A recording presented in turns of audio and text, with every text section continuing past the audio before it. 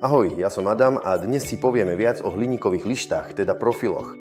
Hliníkové profily majú niekoľko funkcií. Inštaláciou LED pásika do profilu získame dizajnové svietidlo. Hliník zároveň odvádza teplo od LED diód a tým sa pásik chladí. Difúzor profilu zase svetlo krásne rozpíli. Profily predávame štandardne v dĺžkach 1 na 2 metre.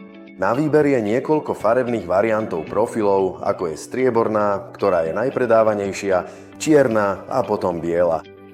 Neoddeliteľnou súčasťou hliníkových profilov sú difúzory. Difúzory sú typicky číre, matné alebo dokonca čierne. Matné difúzory existujú s rôznym stupňom priepustnosti svetla približne od 50 až do 80 %. Oproti tomu čierny difúzor prepustí len okolo 10 až 20 % svetla. Difúzory existujú buď na cvakálace,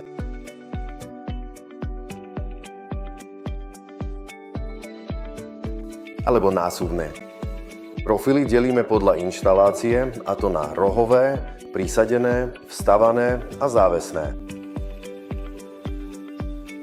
Menšie profily sú vhodné skôr pre LED pásiky s nižším výkonom a slúžia skôr na dekoratívne účely. Pre vysokovýkonné pásiky sú vhodnejšie masívnejšie profily, ktoré slúžia napríklad na výrobu svietidiel. Profil s väčšou šírkou umožňuje naletiť viac radov LED pásikov vedľa seba a dosiahnuť tak lepšie rozptýlenie svetla a väčší výkon.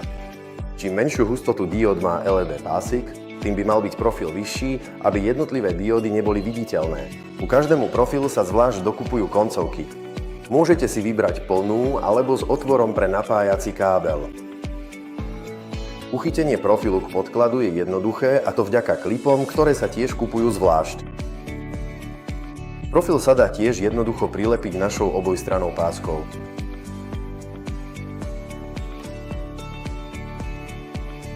Profily sa dajú ľahko skrátiť ručnou alebo pokosovou pílou.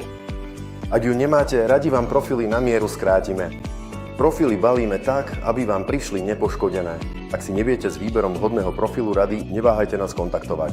S výberom vám radi poradíme.